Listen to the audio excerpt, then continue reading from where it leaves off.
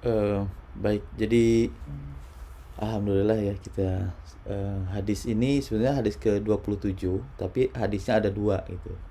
Kayaknya kan arba'in itu sebetulnya nggak tidak 40 pas gitu ya. Ada 42 karena ada hadis yang ada nomor yang dimana terdapat lebih dari satu hadis. Ya seperti ini di hadis ke-27 ini hadisnya ada dua gitu ya. Nah, hadisnya sebetulnya ada dua tetapi makna kandungannya eh, mirip-mirip gitu ya. Jadi ininya sama, pesannya sama gitu. Ini hadis keduanya dari diriwayatkan salah yang satu diriwayatkan oleh Imam Muslim, yang kedua diriwayatkan oleh Imam Ahmad bin Hambal ya dan Imam Ad-Darimi dengan sanad hasan. Jadi catatan untuk yang kedua, hadis ini hadisnya hasan gitu ya. Jadi hasan itu derajat hadis satu derajat di bawah sohih. Jadi yang paling atas itu kan sohih. Setelah itu di bawahnya hasan. Baru nanti ada yang di bawahnya lagi, ada yang do'if, yang tidak bisa dijadikan hujah gitu ya. Nah, kalau Zam, hadisnya hasan halo, itu masih bisa. Zam, Boleh? halo. Iya ya. Kalau bisa direkam mungkin bagus. Ya ini Kalau direkam. bisa direkam, Ya ini udah direkam. oh gitu ya. Ya ya. Oke, baik. Ya jadi hadisnya itu hasan itu di bawah sohih gitu ya. Jadi sebetulnya hasan itu hadisnya tidak do'if tapi juga tidak sohih gitu. Ada ulama yang mengambil hadis seperti ini gitu ya. Nah, hadis hasan itu biasanya hadisnya isinya itu tidak berlawanan dengan hadis yang sahih, terus juga tidak berlawanan dengan Al-Qur'an, tetapi dari sisi sanadnya, sisi parantai periwayatnya ada yang kurang kurang sehat lah gitu. Ada satu perawi yang disinyalir memiliki cacat, misalkan cacat hafalan gitu ya. Itu seperti itu. Jadi cacat hafalan itu kadang-kadang misalkan orang ada ulama yang menilai bahwa satu rawi tersebut misalkan sering lupa. Nah, itu salah satu cacat di dalam hadis hasan gitu ya. Nah, tapi karena isinya tidak tidak bertentangan dengan hadis yang sahih dan ada juga hadis yang sahih yang menguatkan isinya itu, maka hadis ini naik derajatnya dari doif menjadi hasan gitu. Nah, makanya di sini Imam Nawawi mengambil gitu faedah dari hadis hasan ini. Nah, inti dari hadis ini sebetulnya tentang kebaikan dan tentang keburukan gitu ya. Jadi kebaikan itu meskipun tidak ada petunjuk yang langsung diwahyukan oleh Allah Subhanahu wa taala kepada Nabi Muhammad, sebetulnya kita bisa bertanya kepada hati kita gitu bahwa kebaikan itu memang fitrah gitu. Albiru husnul huluk dan itu akan tercermin dari kebaikan budi pekerti. Dan sedangkan dosa atau al-ithmu ya, mahaka fi nafsika wa karihta an yattol yang alaihi annasu. Jadi sesuatu yang memang di hati juga akan mengganjal dan kita juga akan tidak suka kalau orang tahu gitu tentang hal itu. Nah, itu tandanya dari apa suatu keburukan. Makanya di hadis yang kedua kata Rasulullah SAW, istafti kolbak, maka minta fatwa lah kepada hatimu gitu. Karena hati kita sebetulnya hatinya fitrahnya itu hanif ya, lurus. Pasti kita akan mengetahui mana yang baik dan mana yang tidak baik. Orang yang memang tidak mengenal Islam pun ya, ataupun orang yang misalkan di pedalaman yang tidak mengenal Islam pun, dia akan tahu yang mana yang baik untuk dirinya, mana yang baik untuk orang lain, dan mana yang perbuatan yang tidak baik gitu ya untuk dirinya ataupun untuk orang lain gitu. Jadi kecenderungan hati yang seperti itu merupakan fitrah setiap manusia dan itu juga digambarkan dalam hadis ini gitu ya. Jadi ini tentang hadis. Nah, mungkin di sini ada beberapa faedah dari hadis, kandungan dari hadis. Jelaskan juga yang pertama, tanda perbuatan dosa adalah timbulnya keraguan-raguan dalam jiwa dan tidak suka kalau hal itu diketahui orang lain. Siapa yang ingin melakukan suatu perbuatan, maka hendaklah dia menanyakan hal tersebut pada dirinya. Kemudian yang ketiga, kandungannya anjurannya untuk berakhlak mulia. Karena akhlak yang mulia termasuk unsur kebaikan yang sangat besar. Karena Nabi Muhammad pun diutus untuk menyempurnakan akhlak gitu ya, misinya. Kemudian yang keempat, hati seorang mukmin akan tenang dengan perbuatan yang halal dan gusar dengan perbuatan yang haram. Nomor 5, melihat terlebih dahulu ketetapan hukum sebelum mengambil tindakan. Ya, ambillah yang paling dekat dengan ketakwaan dan kewaraan dalam agama. Jadi ketika mau melakukan sesuatu, biasakan tanya dulu ke hati gitu ya.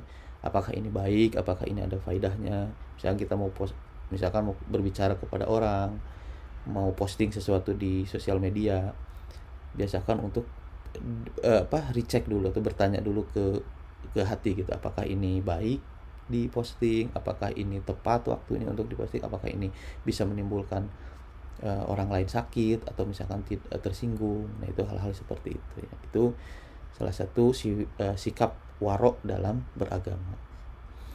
Kemudian yang keenam, Rasulullah SAW ketika menyampaikan sesuatu kepada para sahabatnya selalu mempertimbangkan kondisi mereka. Itu juga terlihat dari hadis yang kedua tadi ya, ketika seorang sahabat datang kepada Nabi padahal dia belum berbicara, tapi Nabi sudah tahu, oh kamu kesini mau menanya tentang kebaikan gitu, maka dia menjawab iya gitu. Itu mungkin salah satu kelebihan dari Nabi Muhammad SAW. Kemudian yang terakhir, perhatian Islam terhadap pendidikan sisi agama yang bersifat internal dalam hati orang beriman dan meminta keputusan sebelum mengambil tindakan. Nah, itu mungkin kandungan dari hadis ke-27 ini. Taib, itu mungkin dari hadis yang ke-27, ada yang mau didiskusikan? Atau ada tambahan mungkin dari? Tadi ada yang menarik, jadi walaupun bukan muslim, bukan orang yang beriman pun sebenarnya kalau dia nanya sama hati kecilnya, dia tahu ya Pak, ini sebenarnya tuh baik atau tidak baik gitu. Iya, jadi sebenarnya kan ada yang istilahnya hati nurani gitu ya. Ya, hati nurani sebetulnya tahu kan, itu tuh misalkan baik atau enggak, ini tuh berakibat baik atau enggak gitu. Seperti itu. Ya, maksudnya kebaikan di sini bukan artinya kebaikan yang seperti kita sholat. Kalau sholat kan itu memang itu syariat gitu ya. Tapi misalkan berbuat baik kepada orang tua, berbuat baik kepada sesama, tanpa diajarkan oleh Islam pun itu merupakan sebuah kebenaran yang akan diakui oleh semua manusia gitu ya, bahwa itu adalah sesuatu yang benar gitu. Dan Islam itu pasti sejalan dengan hati nurani gitu. Jadi maka Rasulullah SAW ya silahkan tanya dulu ke hati nurani gitu. Karena apa yang dikatakan hati nurani itu akan nanti sejalan juga dengan Islam. Ketika hati nurani akan berbicara kebenaran itu, kalau memang dia hatinya bersih dan dia memang jujur gitu. Kadang-kadang kan masalahnya kita tidak jujur dengan hati nurani. Hati nurani berkata beda, kadang-kadang itu mengganjal, tapi tetap kita lakukan gitu. Dari Pak Henry ada tambahan? Tapi hati nurani ini bisa tertutup gak ya dengan kebiasaan sekitar gitu? Bisa. Makanya orang-orang contoh yang gini ya, contoh misalnya orang Jepang ya, yang kita lihat ya, orang Jepang itu ada malah yang kita anggap itu bagus, tapi bagi orang Jepang aneh gitu. Nah, misalnya contohnya gini, kalau misalnya kita di Islam gitu kan ya, ya kita menikah gitu kan ya. Kalau hidup bersama sebelum nikah kita tuh agak gimana gitu dalam Islam. Bukan agak gimana ya, nggak boleh kan dalam Islam ya. Iya. Cuman bagi budaya di Jepang, yang anak-anak mudanya ya, ya kalau udah pacaran ya udah hidup serumah juga nggak masalah gitu. Jadi justru yang yang bagi kita tabu gitu ya, tapi bagi Jepang, budaya Jepang itu justru kalau enggak malah tabu gitu. Seperti itu ya. Mungkin saja hati nurani mereka tertutup gitu ya. Iya. Tapi sebenarnya itu bukan masalah di Jepang juga, di Indonesia juga sebenarnya mulai masyarakat anak mudanya juga ya kadang-kadang menjadi sesuatu yang lumrah kadang-kadangnya seperti itu.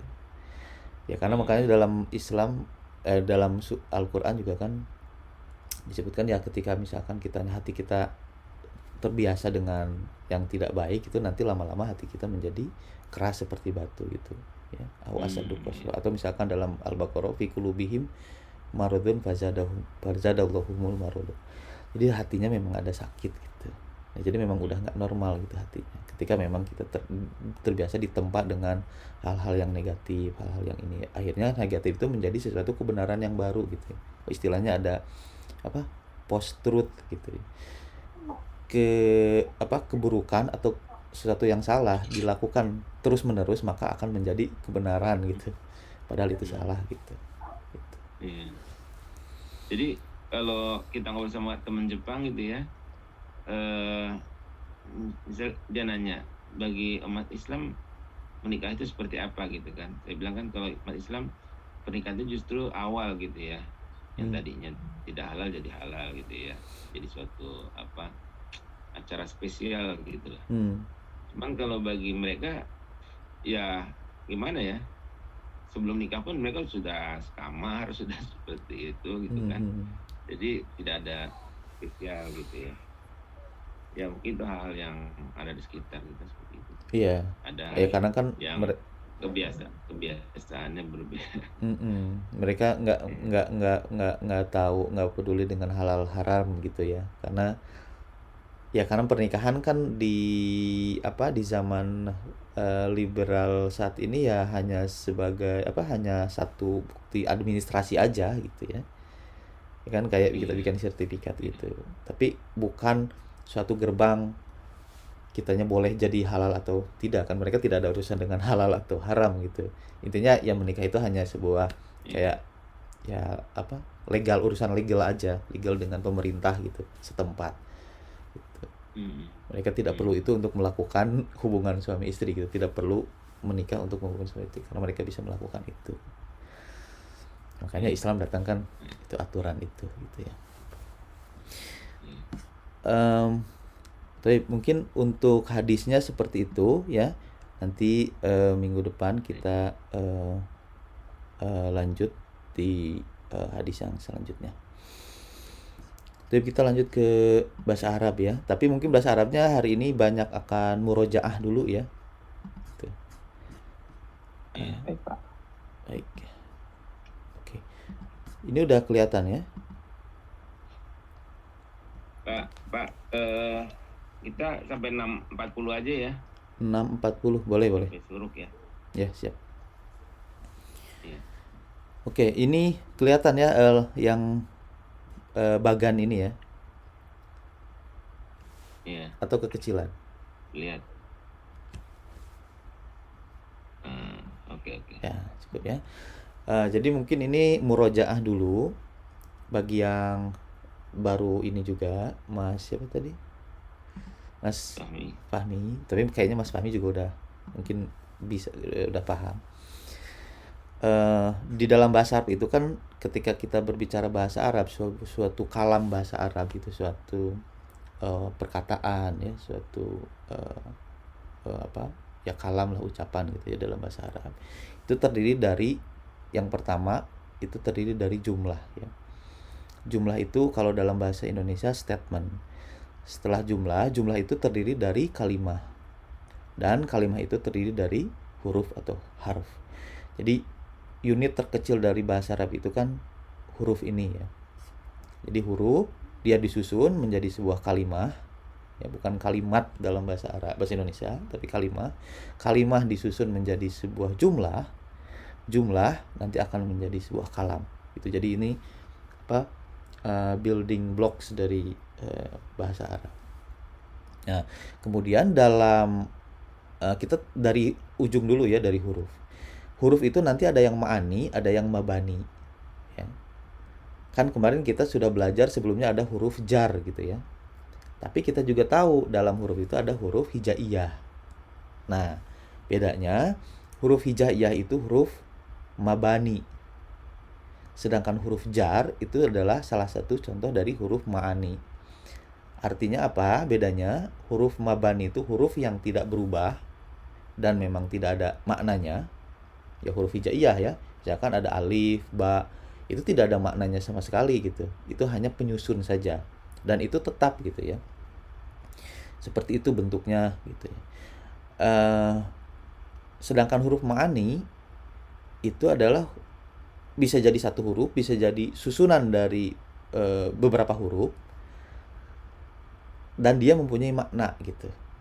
Tapi maknanya tidak berdiri sendiri. Jadi maknanya harus juga nanti bersambung dengan kalimah yang lain, baik itu isim ataupun fiil gitu ya. Nah, contohnya kemarin huruf jar. Huruf jar itu juga min, an, ala gitu ya. Itu juga huruf disebutnya meskipun itu terdiri dari dua abjad gitu ya. Dua huruf hijaiyah, misalkan min dari mim dan nun. Nah, dia disebutnya huruf ma'ani ya. Nah, selain huruf huruf jar, nanti juga ada huruf-huruf yang lain, ada huruf jazm, ada huruf atof dan lain-lain. Kemarin kita baru belajar huruf jar. Nah, dari huruf kita akan menyusun sebuah kalimah. Kalimah itu nanti ada isim, ada fiil, ada huruf. Nah, ini huruf juga yang maksudnya adalah bukan huruf yang mabani, tapi huruf ma'ani. Jadi huruf ma'ani juga ini termasuk ke dalam satu kalimah gitu ya. Min itu satu kalimah, an satu kalimah, ila itu satu kalimah juga, fiil tentu satu kalimah gitu ya, isim juga satu kalimah. Nah, dari kalimah nanti kita akan menyusun jadi menjadi sebuah jumlah. Nanti ada jumlah ismiyah, ada jumlah fi'liyah seperti yang sebelumnya kita pelajari. Jumlah ismiyah adalah kalimat ya, statement yang diawali dengan isim. Sedangkan jumlah fi'liyah statement yang diawali dengan fi'il gitu ya. Nanti akan dibahas lebih lanjut. Tapi kemarin kita sudah baru mempelajari jumlah ismiyah ya. Seperti hadza baitun, itu kan diawali dengan isim karena hadza itu isim isyarah gitu ya. Atau Muhammadun Rasulullah, Muhammad Rasulullah. Itu jumlah ismiyah karena Muhammad itu juga termasuk isim gitu ya. Nah, sampai di sini bisa difahami ya. Nah, kemudian kita lanjut yang berikutnya, ini masih mengulang juga. Dari isim itu, apa itu isim? Isim adalah kalimatun dalat ala maknan fi nafsiha walam taktarin bizamanin. Isim adalah kata yang mengandung sebuah makna pada dirinya dan tidak berkaitan dengan waktu. Jadi ketika berbicara isim, tidak ada ikatan waktu di dalamnya ya. Beda dengan fi'il. Nanti fi'il bedanya fi'il yang ada ikatan waktu. Nah, kemarin kita sudah belajar isim itu dibagi-bagi. Ada berdasarkan bilangannya, isim dibagi berdasarkan kejelasannya ya, baik itu umum ataupun spesifik. Isim dibagi berdasarkan jenisnya, isim dibagi berdasarkan perubahan akhir katanya. Nah, intinya kalau isim itu kita bisa dikategorikan sebuah kata, dinyebutnya kata benda gitu ya kalau dalam bahasa Indonesia.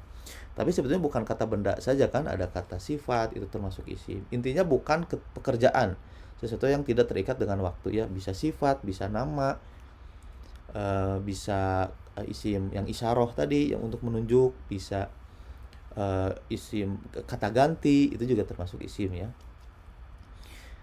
Intinya dia bukan sebuah pekerjaan yang terikat dengan waktu. Nah, berdasarkan bilangan, isim dibagi menjadi 3. Ada yang mufrad, ada yang musanna, ada yang jama'. Mufrad artinya yang tunggal, musanna yang dual, jama' ada yang plural. Beda dengan bahasa Indonesia atau bahasa Inggris. Di bahasa Indonesia, bahasa Inggris hanya ada tunggal dan plural ya. Tidak ada dual. Saya kurang paham kalau di bahasa Jepang ada dual nggak? Nggak ada ya, adanya satu atau banyak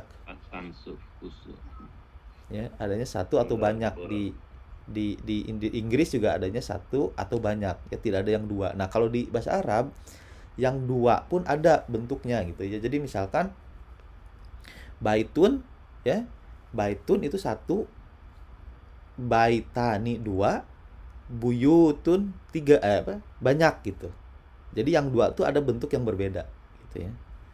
Misalkan kamu, anta, kamunya 2 orang, antuma, kamunya banyakan, jadi antum, ya. Kalian itu jadi antum gitu ya. Tapi kadang-kadang kita bisa menyebut seorang dengan antum. Kira-kira kenapa? Padahal satu orang. Di kita udah lumrah kan, antum mau kemana gitu. Gimana sehat antum? Ya. Kira-kira kenapa? Itu salah apa enggak? Untuk penghormatan bukan? Ya, itu untuk penghormatan itu ya. Jadi sebetulnya yang secara gramatikal yang benar harusnya anta gitu ya. Atau kalau kalau di Betawi jadi ente gitu ya. Tapi kalau untuk penghormatan misalkan ke yang lebih tua ataupun ke ustadz, itu biasanya menggunakan antum gitu. Antum, ustadz antum mau kemana? Ustadz ente mau kemana? Itu nggak sopan gitu ya. Gitu. Kemudian yang selanjutnya berdasarkan kejelasannya.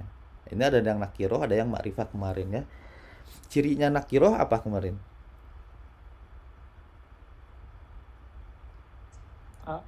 Tanwin di akhir ya Pak?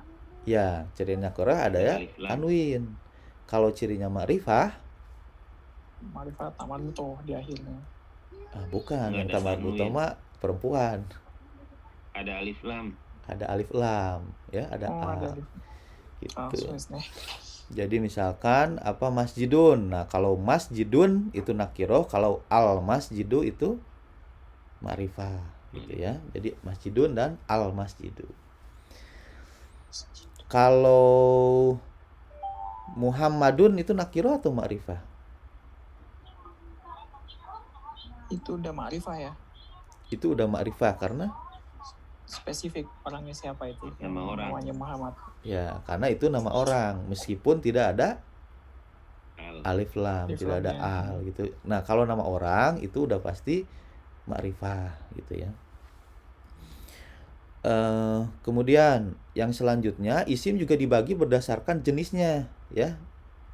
Ada yang muzakkar ataupun maskulin, ada yang muannats atau feminin ya. Contoh tandanya dia muannas atau feminin apa? Yang tadi tak marbutoh ya Pak, di akhir itu ya. Ya, adanya tak marbutoh ya. Contohnya apa? Ada yang bisa kasih contoh? Madrasatun.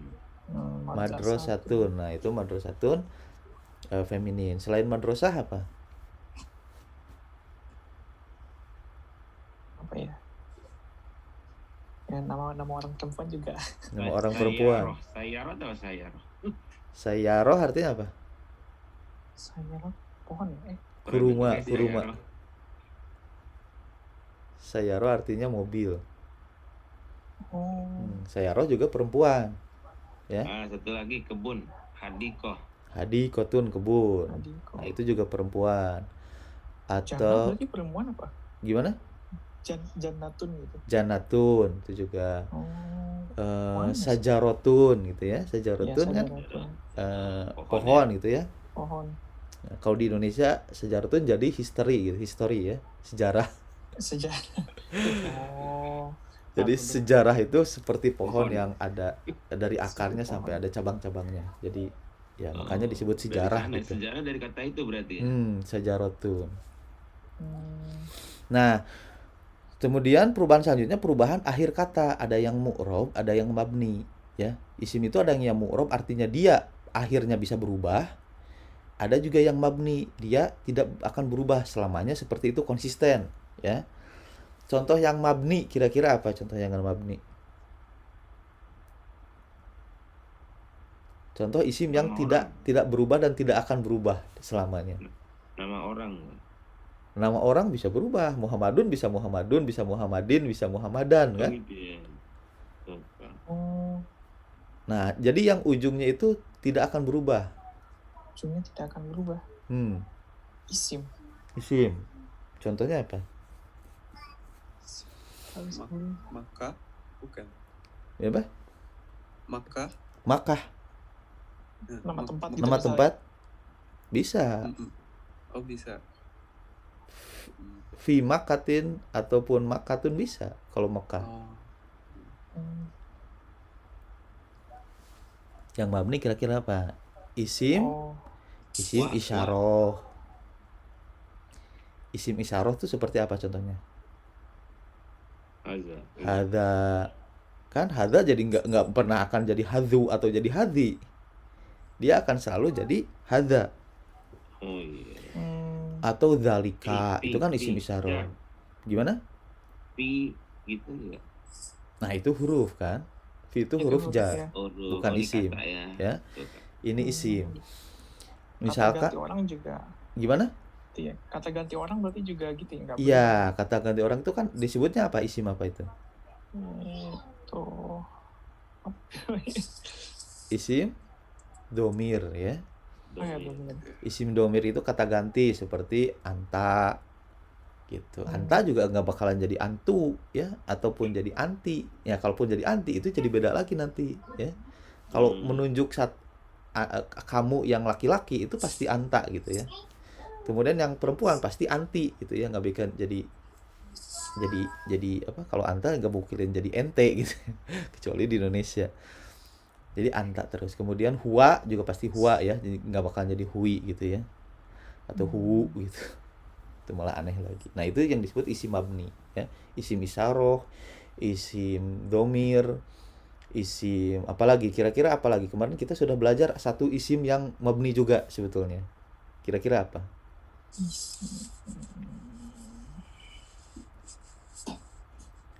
Isim istifham. Isim istifham masih ingat nggak? Isim istifham artinya isim untuk bertanya gitu ya. Untuk istifham itu artinya kan meminta faham itu ya. Faham itu bahasa Arab ya. Istifham artinya meminta pemahaman. Contohnya misalkan apa istifham? Man ya, atau ma. Mas muka, siapa namamu? Man huwa, siapa dia? Nah, itu man itu ya, man, mata ya, kapan? Aina, kemarin kan kita sudah belajar aina itu tidak akan berubah ujungnya ya. Man itu pasti man gitu, jadi nggak bisa manu, mani atau mana, tapi man. Aina juga aina, selamanya akan menjadi aina. Nah, itu contoh isim yang mabni. Nah, kalau isim yang mu'rob, pokoknya isim yang mu'rob adalah kalau isim itu tidak mabni itu pasti mu'rob gitu ya. Kalau dia bukan isim istifham, kalau dia bukan isim isyarah, kalau dia bukan isim domir gitu ya, itu nanti selain itu tadi itu semuanya pasti mu'rob gitu. Itu pasti ujungnya bisa berubah. Contoh tadi nama orang ya, isim alam itu nama orang misalkan ya, tapi nama orangnya yang nama Arab ya. Kalau nama orangnya nama yang foreigner, nah itu jadi mabni. Itu beda karena ini kan gramatikal untuk bahasa Arab ya. Jadi kalau misalkan namanya misalkan seperti Pak Endri, Endrianto, ya itu nggak bakal jadi Endrianti atau Endriantu. Pasti jadi Endrianto aja tetap. Itu menjadi mabni gitu ya. Kecuali namanya yang nama bahasa Arab ya. Berarti misalkan susah ya kalau bahas apa nama orang asing dia jadi subjek atau itu nggak ketahuan jadi objek, nggak ketahuan. Ketahuan nanti ketahuannya dari kalimah yang lainnya. Misalkan orang itu apa gitu, melakukan apa gitu ya, fiil yang ininya. Tapi kalau orang itu dia apa menjadi apa ya agak susah sebetulnya ya. Cuman kalau udah biasa ya biasa juga sih nanti. Ya, jadi terus kata-kata juga yang sifatnya bahasa asing, serapan seperti komputer, corona ya di bahasa Arab, ya itu tetap mabni. Gitu. Corona ya nggak jadi corona aja gitu, nggak jadi corona apa yang lain-lain itu. Komputer juga tetap komputer. Meskipun komputer dalam bahasa laptop udah bahasa Arab juga ada istilahnya laptop. Cuman kalau kita memakai istilah komputer juga bisa pakai komputer ya. Kalau laptop bahasa Arabnya kira-kira apa? Fahmi tahu nggak? Hasub. Hasub ya. Kenapa disebut hasub? Penghitung komputer. Karena dia penghitung ya. Hisab itu kan artinya perhitungan ya. Hisab. Karena komputer juga dalam bahasa Arab kan dari compute kan. Komputer artinya dia alat untuk menghitung kan sebetulnya. Ya maka bahasa Arabnya juga hasub gitu ya. Hasub. Begitu. Kemudian kemarin kita sudah juga belajar tentang ciri-ciri isim ya. Untuk bisa mengenali dalam sebuah kata apakah dia isim ataupun bukan. Yang pertama ada alif lam atau al, kemudian ada tanwin, kemudian didahului huruf jar, kemudian ada idofah. Ini yang kemarin terakhir ya. Idofah, masih ingat nggak idofah? Idofah itu ada terdiri dari dua isim. Isim yang pertama disebut apa? Ini ya apa, menerangkan dan diterangkan gitu ya, bukan? Bukan. Yang sifat kepemilikan itu, yang pertama disebut mudhof, yang kedua disebut mudhof ilaih ya. Jadi mudhof dan mudhof ilaih itu disebut idofah, penyandaran. Jadi sesuatu disandarkan kepada sesuatu. Misalkan rumahnya guru, pintunya mobil, pintunya masjid, jendelanya rumah gitu. Nah, itu mudhof ilaih gitu. Nah, sekarang kita praktek dulu nih. Ini sampai di sini bisa dipahami ya? Ada pertanyaan dulu nggak? Bisa dipahami ya?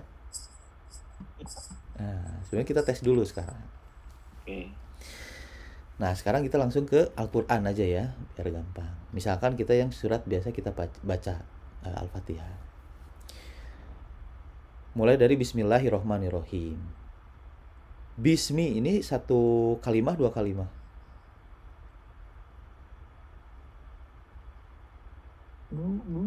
Dua.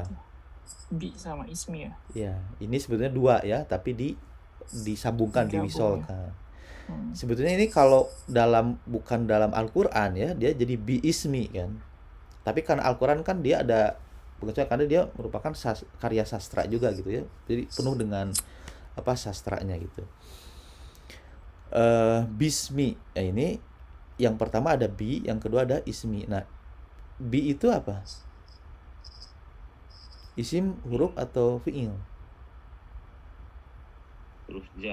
Huruf jar ya. Sebenarnya kita belum belajar ya, tapi ini adalah salah satu huruf jar. Nah, karena dia huruf jar, maka ismi itu pasti apa? Isim, fi'il atau huruf? Isim ya. Dan dia pasti majrur ya, mi ya. Makanya dia bismi, enggak bismu, karena dia ada huruf jar. Nah, sekarang Allahi. Nah, ini isim, fi'il, huruf? Isim. Kenapa dia isim? Ada alif lam. Ya, ada alif lam, meskipun itu nama ini ya, dia lafzul jalalah gitu ya, nama Tuhan gitu ya, Allah gitu. Ya seperti nama orang aja, tapi dia sebenarnya nama zat gitu yang Maha Kuasa. Nah, dia di sini ujungnya tuh kasroh juga, majrur. Kira-kira kenapa? Kenapa enggak bismillahu atau bismilloha? Kenapa bismillahi? Kenapa? Karena mudhof ya. Dia Setelah jadi Ar-Rahman ya. jadi mudhof. Mudhof ilaihnya mana? Ar-Rahman. Mudhof ilaihnya Ar-Rahman. Berarti kalau ini jadi mudhof, terus ini jadi mudhof ilaih, berarti Allah itu miliknya Ar-Rahman. Benar nggak? Kira-kira itu benar nggak? Enggak juga. Salah ya. Bukan jadi mudhof, Ar-Rahman jadi mudhof ilaih. Kalau mudhof ini jadi mudhof, ini jadi mudhof ilaih, berarti Allahnya Ar-Rahman. Allah itu miliknya Ar-Rahman. Itu jadi salah nanti tafsirnya. Yang betul adalah ini jadi mudhof ilaih. Mana mudhofnya? Ismun. Nama disandarkan kepada Allah. Jadi namanya Allah, dengan menyebut namanya Allah, gitu ya. Jadi ismu itu jadi mudhof, Allah jadi mudhof ilaih. Nah, Ar-Rahman ini isim, fi'il atau huruf? Isim. Isim. Karena dia ada alif lam. Nah, ini Ar-Rahmani juga ya. Ini Ar-Rahimi. Nah, ini nanti kita belum kita pelajari ya, kenapa ini jadi majrur juga ya. Kenapa ini kasroh gitu. Majrur. Tapi kira-kira ada yang tahu nggak kenapa ini jadi ar-Rahmani nggak ar-Rahmanu? Kalau jadi mudhaf ilaih nggak mungkin kan, karena dia bukan kepemilikan hubungannya Iya, ar-Rahman dan bukan Allah. punyanya si Rahman ya. Nah, kira-kira ada yang tahu nggak? Kalau nggak ada yang tahu juga nggak apa-apa sih, karena belum kita pelajari. Oke, kita lanjut ya. Nanti itu kita PR-kan saja biar penasaran kenapa ini jadi majrur. Kemudian alhamdu, ini isim fi'il atau huruf? Alhamdulillah. Alhamdulillah. Isi. Isim ya, karena ada alif lam. Kenapa dia alhamdu tidak alhamdi atau alhamda?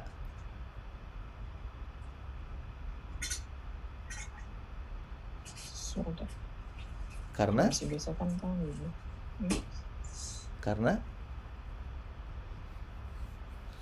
karena tidak ada apa-apa ya. Makanya dia alhamdu, karena kan by default satu isim Kalau itu dikasih alif lam ya. pasti huruf, pasti marfu ya, pasti domah gitu ya, marfu.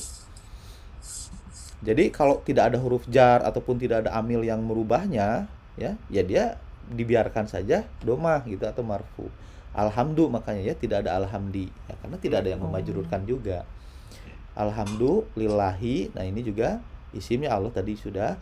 Robbi al-alamin. Nah, ini kira-kira apa?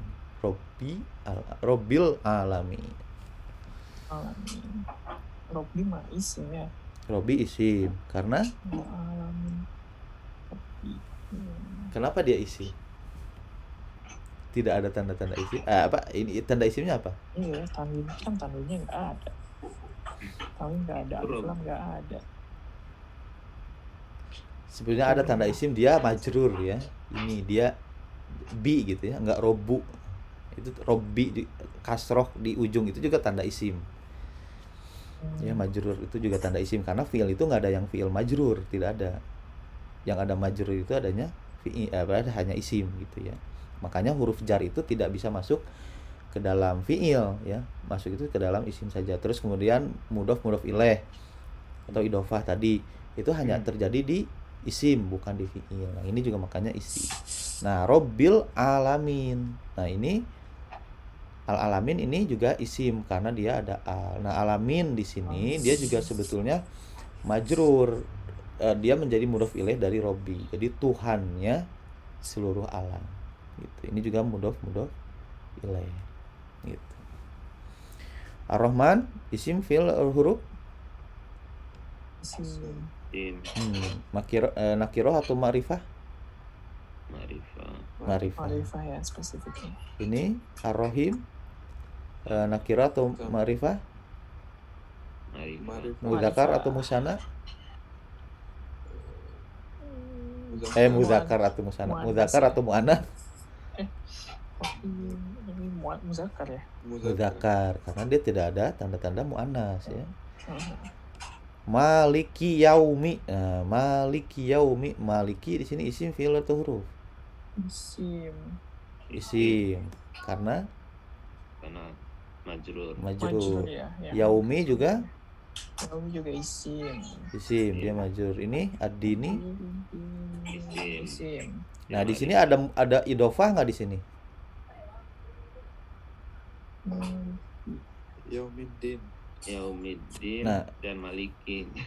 Maliki dan Yaumiddin. Maliki yaumi dan Yaumiddin ya. Jadi sebetulnya ini mudhof ilaih, tapi yaumi juga jadi mudhof juga sekaligus. Mudhof ilaih gitu ya. Itu. Baik, ya kita ada dua ya, double gitu ya. Ya, kita sebenarnya ke itu dulu aja ya, ke latihan. Ini kan apa? Berapa menit lagi nih? 5 menit lagi ya. 5 menit lagi. Hmm. Tadi yang ayat kedua saya jadi ini lagi Pak. Robbi ya, bukan Robbul ya. Kenapa bukan Rob? Yang mana ayat kedua ini? Robbi ya. Alhamdulillahirabbil alamin kan ya. Kenapa Robbi ya, bukan Rob? Karena dia tadi yang maju itu ya. Bukan.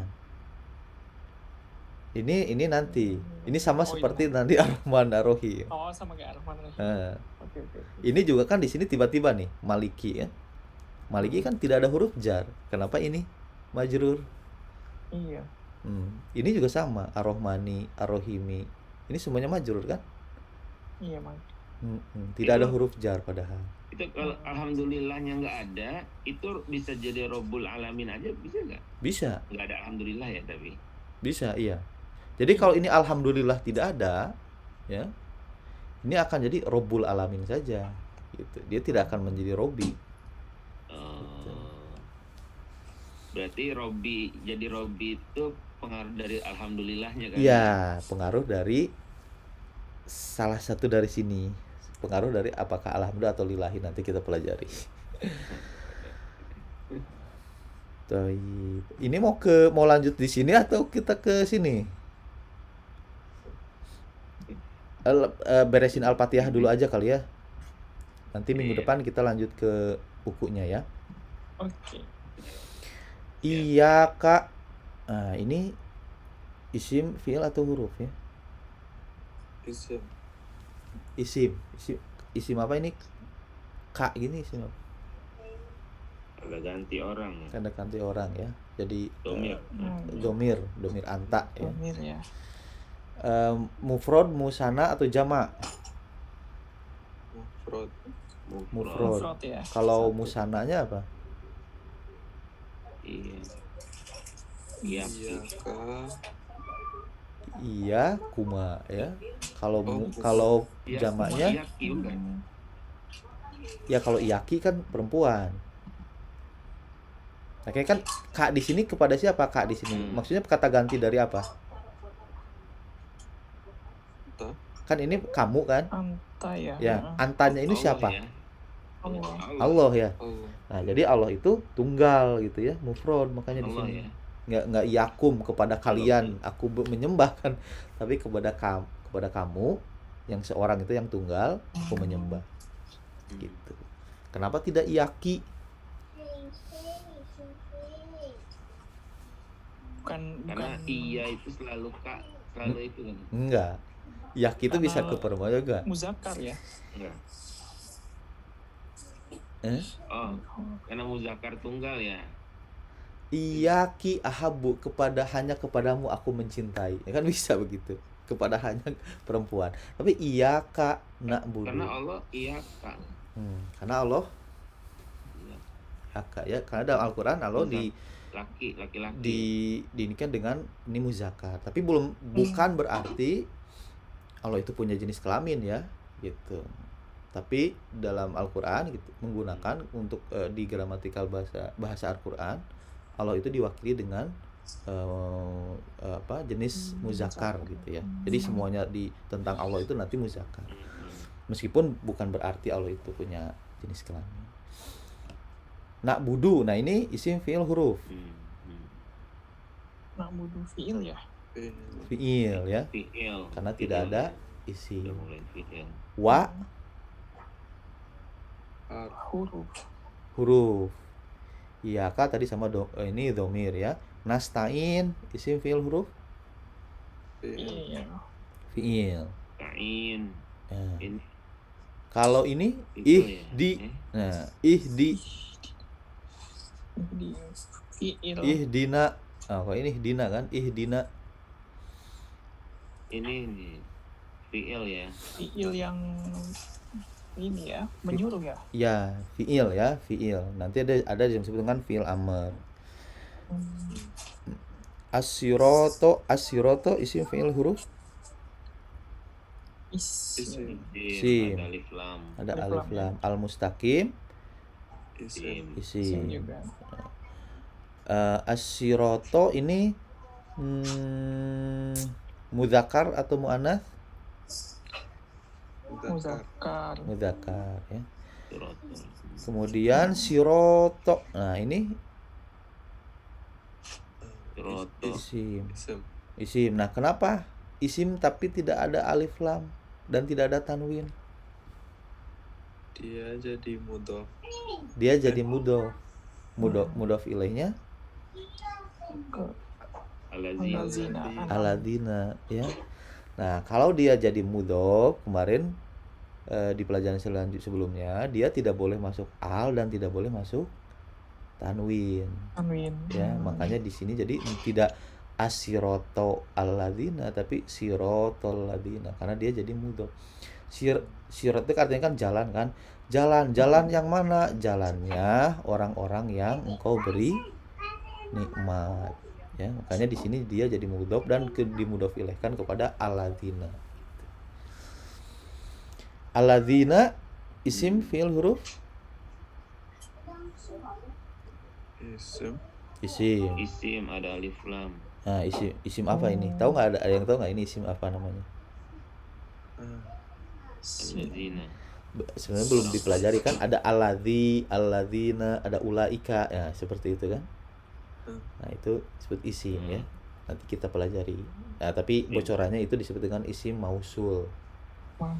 Isim mausul seperti alladzi, allati, alladani, gitu, alladzina, ulaika gitu ya. Itu isim mausul. An'amta isim fi'il huruf fi'il ya. Alaihim. Nah, alaihim ini apa? Alaihim ada berapa kalimat di sini?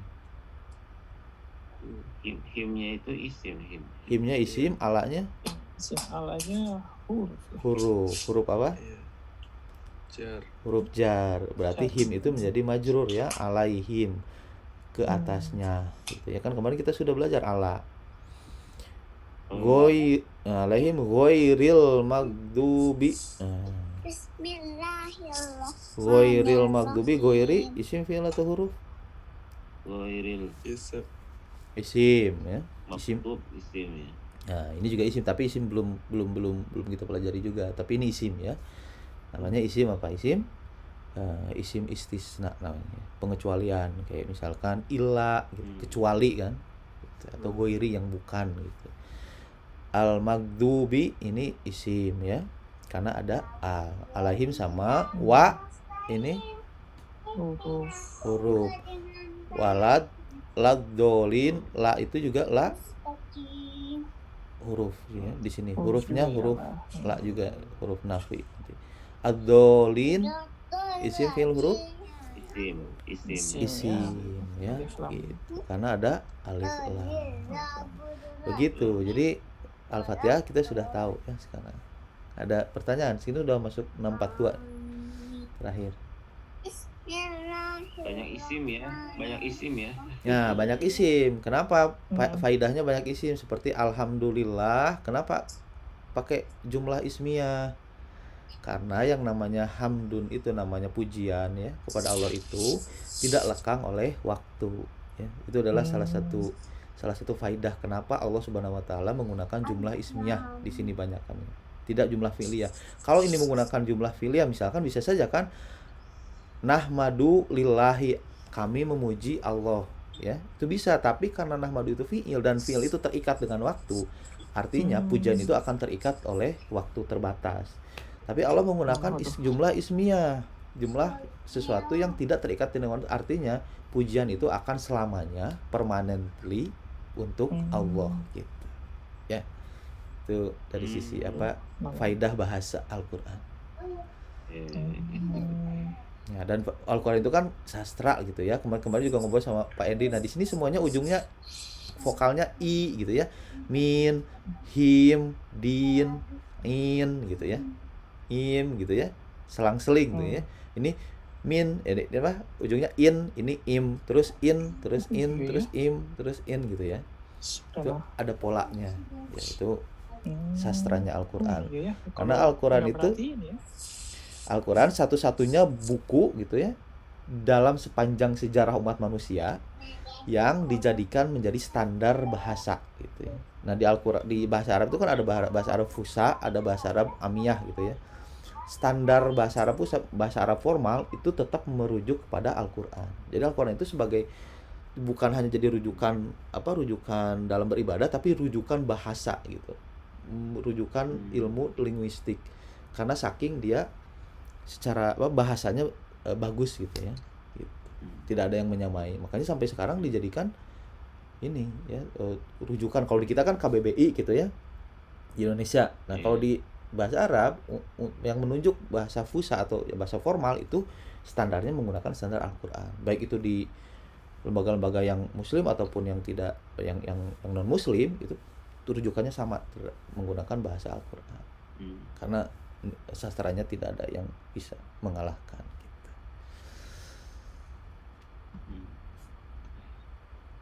Tapi mungkin hari ini dicukupkan sekian ya. Mudah-mudahan nanti kita bisa lanjut di minggu depan. Baik, saya kembalikan ke moderator. Moderator siapa tadi ya? Pak Henry. Untuk menutup. Moderator tadi Ustadz Zamzam. Oh iya. Ya, kita tutup ya. Alhamdulillah kita sudah belajar hadis dan juga bahasa Arab. Ya, mudah-mudahan bisa istiqomah. Kita tutup dengan baca hamdalah, istighfar dan doa penutup. Subhanallah.